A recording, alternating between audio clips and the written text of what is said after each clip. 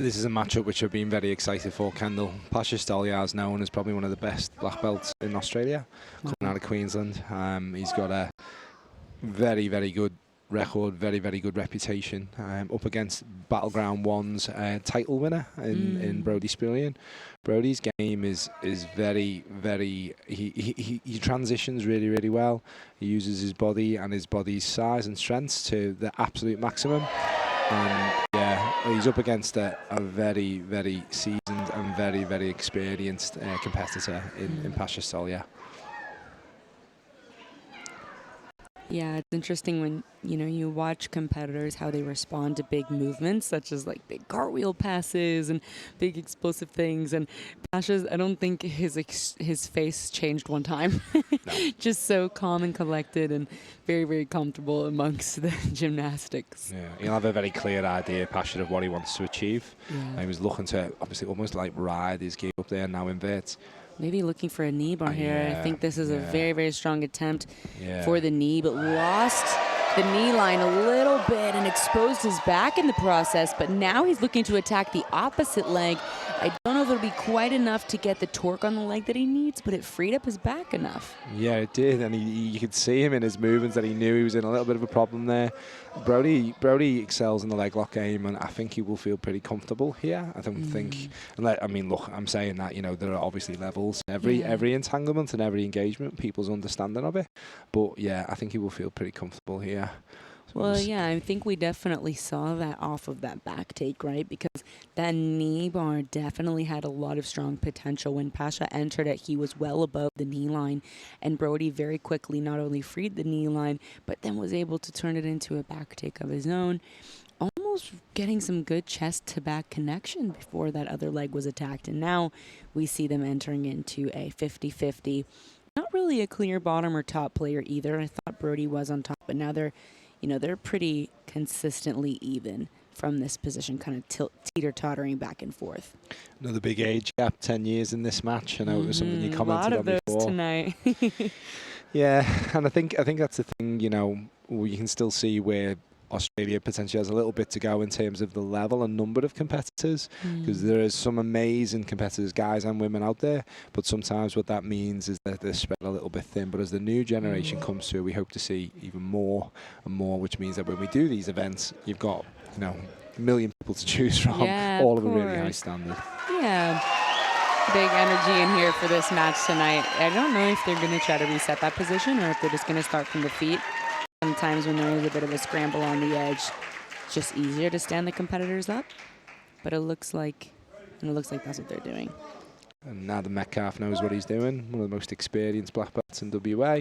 First homegrown black belt that WA's produced. Pasha pulls guard.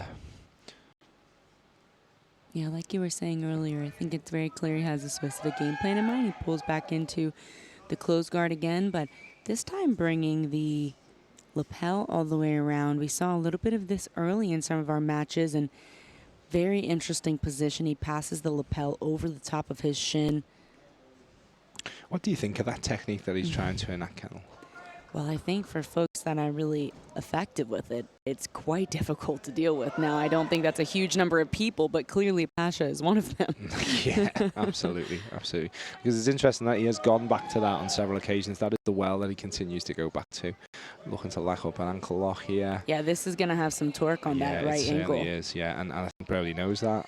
That was a smart, smart shift into back into 50-50, a little bit of a safer zone for himself. Just over 6 minutes to go in this matchup, this absorbent, exciting matchup where it's obvious that both competitors have a very, very deep skill level. Yeah, it's interesting when you see this shift from 50-50, there will be a lot of jockeying for inside position, trying to bring the legs inside. But what Pasha has done is as he brings the lapel through, he locks his leg into exactly where he wants it to be, so he stops that jockeying back and forth. Yeah. And so now he can kind of keep that right leg in place where he wants it, and he's going to work on that other side. He can expose leg entanglement attacks. He can expose the back from here. He has tons of options. And not only does it expose tons of options, but it gives the That looks that. opponent, a very I got distracted by that toe hold. Yeah, me too. It's interesting, you know, with those toe holds, they can get your opponent to let go. They can be distracting, but it's quite difficult to finish a toe hold on the leg that you're not controlling. So the leg that's not inside the 50-50, I mean, you just don't have enough control of the hip and the knee line. So you go to torque the foot, but the knee and the hip can kind of follow and adjust themselves to stay safe. So sometimes it can be enough discomfort to get your opponent to switch angles or to switch positions, but not enough for the finish. Yeah, absolutely. I think you made a comment earlier, even when, I think it was when we were between matches, about the tempo of these kind of matches, and you can really see that coming through now. You know, the tempo is completely different in terms of what we see in the fast and frenetic matches either. So almost this like languid pace, but also at the same time the threat is present, is ever present. Yeah, exactly. I mean, we all want to see the super exciting, unorthodox gymnastics matches, right? But when it comes to these super high level guys, it slows down a little bit, and you've got to pay very close attention. You've got to watch with intent, and you start noticing little shifts. Instead of giant movements, we start noticing slight grip changes, or an inch here or an inch there. And we're consistently seeing that from both of these guys, both Brodie and Pasha, making small adjustments that lead to big changes. Pasha specifically with these lapel exchanges, he switches it from one foot to the other, around one shin to the other side, then he's inverting. Now he has this like lapel spider position where he has the foot inside the lapel. He's able to use that to extend. So using this lapel to create a lot of space and momentum that he wants. But Brodie able to kind of free himself from that entanglement. For a moment, it looked like he was in double under. Yeah. But now Pasha passes the lapel back through his own shin, which really locks Brodie's left shoulder into place, and that can be really maddening. Yeah, that was a bit of a significant development, taking that there. It's an intriguing matchup, an intriguing clash of styles. And we're just over the 3 minute mark left. If you want to score this, Kendall, what would you be thinking so far? It's a tough one. Yeah, we only ask the easy questions here. Right. I think if the match were to end right now, you'd have to call it for Pasha due to his control of the pace and a couple, significant attacks. And again, we see Brodie in on this toe hold, but Pasha reaches his right hand through to the collar, which shows that he's really going to be looking for some back exposure, or he can slide over into the mount. But instead of the mount, he was looking for the back, and then he went back to this more of smash pass. In those tricky positions, you'll really oftentimes see the player that's advancing opt for a very specific turn of events. So they're going to look directly for the back, they're going to re-roll, they're going to re-invert, they're going to switch directions, or they're going to settle into a top smash position. That may not always land them right in mount, but typically it will land them in a nice half guard with an underhook and a crossface. And so that obviously, that kind of half guard is a high likelihood of ending in a guard pass.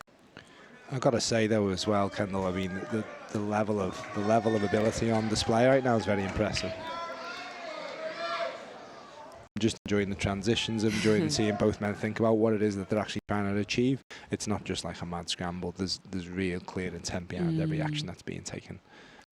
Yeah, it'll be interesting here to see if Pasha starts to work an inside butterfly position, because he could bring his left foot inside the top of the inside of the thigh and start to staple that leg down with a half butterfly. And that can kind of free up his right leg to start to move. Right now, if Pasha starts moving his right leg too much, pointing his knee to the sky, starting to walk his foot up towards the butt, Brodie's right leg is free to move and follow and recover, which is kind of what we're seeing now with this knee in the hip attempt to pass. But as I say that, you notice how his right hand went straight to that bottom pant grip. So he was trying to avoid that leg from coming in, but Brodie did an excellent job with his recovery, even into an arm ball almost. Nope. Not quite sure what went on there. Maybe a little hit to the face for a moment. Yeah, it just seems to be good. It might be something on his lip. Or maybe a very smart way to play for time. I'm unsure. It definitely looked like the speed quickened a little bit there. Yeah, now we see Brodie playing guard. We've seen him on top for most of this match, passing. So I'm interested to see in his approach here with pretty short time left on this match. He's been on the back foot a little bit, I would say. So it'll be interesting to see his game plan to get back up on top.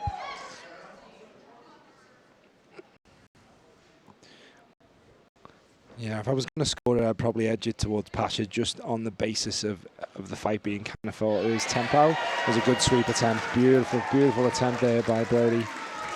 Right into a knee cut sequence, but Pasha doing a beautiful job of bringing his left foot over the top in order to press against that hip, get some space, and keep his hip line clear. And now back into this game that we've been seeing from him, this beautiful inversion game that opens up the back and the legs.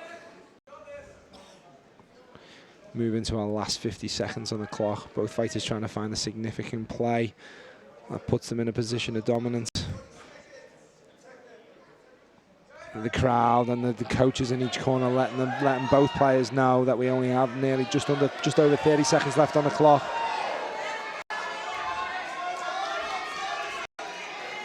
The crowd respond.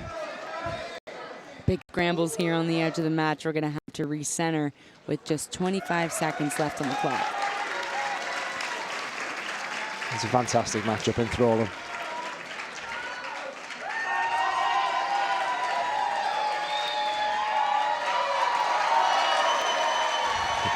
Brodie gets the crowd going for one final push with 25 seconds left to go.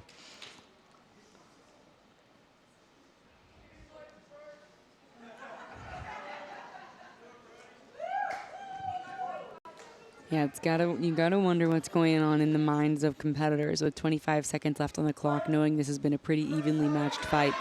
What do you need to do with 20 seconds left in order to secure the victory, to get just enough of an edge to make the match yours? It moves from skill set to mindset, doesn't it, in this kind of short window. You know, who wants it more, who's willing to take the risk, who wants to do something. And Brodie attempts a sweep. And then a throw, and gets the throw. Looking for an armbar finish. Wow, what a way to end that match there with that armbar attempt thrown over the top. Incredible finishing sequence from Brodie. If you're talking about trying to make an impression on the judges' scorecards, that is the way to do it. A fabulous match between two athletes at the absolute top of the technical game. And yeah, it was just a pleasure to watch, a pleasure to enjoy. Yeah, and just hope to see both competitors do it again real soon. Kane Stone is going to speak to the judges to get the decision, and now is making his way back to the days to give us the result on what I think is the best match that we've had so far today.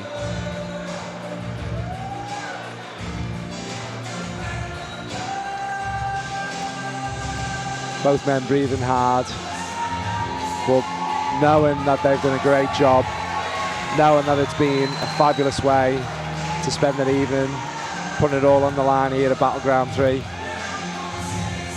Kane Stone is just about to make his way to give us the decision.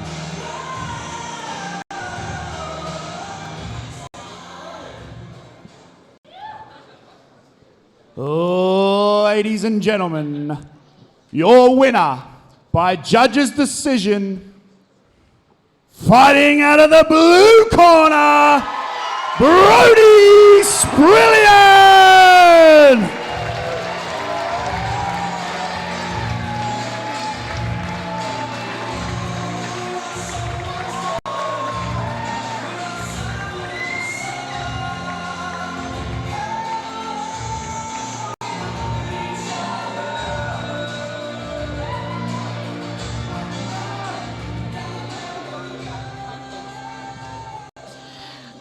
Wow, what an amazing match, guys. Okay, the first thing I have to ask is, what was going on in your mind in that last sequence? Did you just think that that's what needed to happen to secure the win? I mean, I don't think anybody in this room expected that. Maybe you did. I probably thought I was winning, but I wanted a submission. And yeah, I'm not happy to just coast out. I just want to put on a show. I have a lot of my students here, my family came out, so I was really, really feeling intense about it. I just wanted to put on a show and show that Perth has some jiu-jitsu. So. And you came off of a big win on Battleground 1, that's correct? Yeah. Yeah, and so what were you looking to come in and do other than put on a show? I mean, obviously you're starting to climb the ranks, not only in jiu-jitsu as a whole, but on this show. So what was the goal and the look here tonight after such a big win last time? Didn't want to get toe held. I thought he really liked the toe hold and the straight ankle lock, so I was terrified of that. My foot's been injured as well, so I really didn't want him to attack that, and then I guess I got fixated on trying to toe hold him, prove a point. But yeah, I just wanted to put on a good fight and not get submitted quickly. That's pretty much it. You definitely accomplished that. Congratulations. And Pasha, congratulations on a great fight. I mean, we were just super excited about so much technical jiu-jitsu we got to see from you. What was the game plan coming in? There was no game plan, to be honest. I found out coming here that it's not going to be like points or whatever. So like, oh, okay. So, and then the ref told me there's like heel hooks allowed. I'm like, what? And yeah. Listen, I'm not happy how I went. You know, I didn't think Brodie's right when he was saying he knew he was winning. I don't think no one was winning that up until the last minute. But you know, he's done such a great job, man. Listen, the guy was so technical and continues staying strong in the last 10 minutes. Congratulations to my opponent, obviously, man. And thanks for coming and supporting your coach. Let's hear it one more time for both of these guys. Congratulations.